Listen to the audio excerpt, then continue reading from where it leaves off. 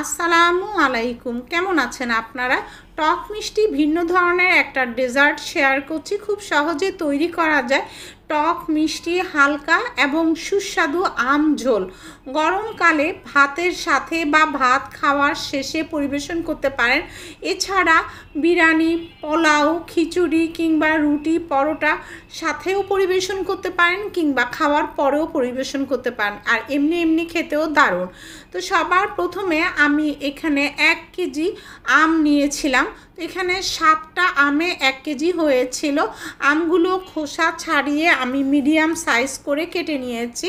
তো আশা করি সাইজটা আপনারা দেখেই বুঝতে পেরেছেন।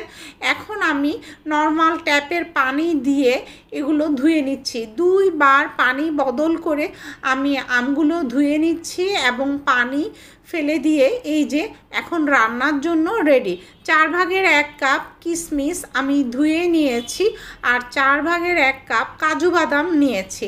তো কাজু বাদামগুলোকে আমি দেখুন এই মাঝ বরাবর যেখানে জয়েন্ট হয়ে থাকে এই জায়গাগুলোতে এভাবে করে চাপ দিয়ে আমি আলাদা করে নিচ্ছি। সবগুলো কাজু বাদাম এভাবে আলাদা করে নিচ্ছি, তাহলে প্রতি কামড়ে কামড়ে কাজু বাদাম পড়বে। হাঁড়িতে আমি 2 টেবিল চামচ সরিষার তেল দিয়ে হালকা গরম করে আস্ত পাঁচফোড়ন দিয়ে দিয়েছি 1 টেবিল চামচ, আর হলুদ গুঁড়ো দিয়ে দিয়েছি 1 চা চামচ। অল্প আঁচে একটু নেড়ে ভাজি করে আম দিয়ে দিচ্ছি, আর আমগুলো নেড়ে নেড়ে একটু ভাজি করে নিচ্ছি আর সমস্ত উপকরণের সাথে মিক্স করে নিচ্ছি। দেখুন আমের কালার চেঞ্জ হয়ে গিয়েছে, মানে সুন্দর কালার চলে এসেছে। এখন লবণ দিয়ে দিচ্ছি 1 চা চামচ। লবণটাও খুব ভালো করে সব উপকরণের সাথে মিক্স করে নিচ্ছি। সব কিছু ভালোভাবে মিক্স হয়ে গেলে আমি প্রায় 2 মিনিটের মতো রান্না করে নিচ্ছি।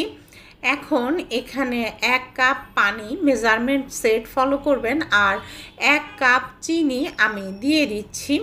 আমের টক অনুযায়ী চিনি কম বেশি দিতে পারেন, তবে আমি যেই চিনিটা দিয়েছি এটা পারফেক্ট ছিল। আর এখনকার আম যথেষ্ট টক, চিনিটাও মিক্স করে দিয়েছি, কাজু বাদাম দিয়ে দিয়েছি আর কিশমিশটাও দিয়ে দিয়েছি। সব উপকরণ আমি মিক্স করে দিলাম। কাজু বাদাম কিশমিশ চাইলে বাদ দিতে পারেন, তবে কিশমিশ আর কাজু বাদাম দিলেই পারফেক্ট টেস্টটা পাবেন আর খেতে অসাধারণ লাগবে। 10 মিনিট আমি রান্না করেছি।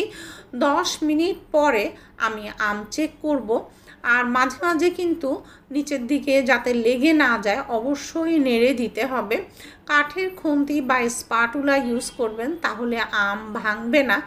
তো আমি 10 মিনিট কুক করার পরে আম চেক করে আপনাদেরকে দেখাচ্ছি, একদম নরম হয়ে গিয়েছে। স্পাটুলা দিয়ে এভাবে একটু গুঁতো দিলেই কিন্তু পুরো আমের ভিতরে ঢুকে যাচ্ছে।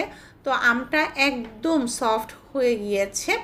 যদি কোনো কারণে আপনাদের আমটা সিদ্ধ না হয় তাহলে অল্প আঁচে আরও 2-3 মিনিট বেশি সিদ্ধ করে নেবেন। আর আগুনের আঁচটার কথা বলি, আমি অল্প আঁচেই কুক করেছি, তা না হলে এই যে দারুণ মজার ঝোল এটা পাবেন না। পাতলা ঝোলটা অনেক বেশি টেস্টি। আমি একটু সার্ভ করে দেখাচ্ছি।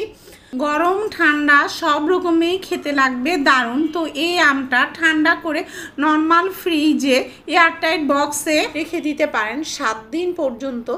যখন খুশি বের করে খেতে পারেন। 7 দিনের বেশিও ভালো থাকবে, তো আমি 7 দিনের কথাই বললাম। দেখুন এই পাতলা ঝোলটা অসাধারণ টেস্টের। একবার তৈরি করে খেলে সব সময় প্রতি বছরই তৈরি করে খেতে মন চাইবে। সবাই ইউটিউবে চ্যানেলটাকে সাবস্ক্রাইব করে পাশে থাকবেন, পাশের বেল আইকনটা প্রেস করবেন যাতে করে নো ফেল ক্লিয়ার ডিটেলস করা রেসিপির ভিডিও নোটিফিকেশন আপনাদের কাছে পৌঁছে যায়। আর যারা ফেসবুকে ওয়াচ করছেন ফলো দিলেই পৌঁছে যাবে। পরবর্তী ভিডিও দেখার নিমন্ত্রণ রইল। আল্লাহ হাফেজ।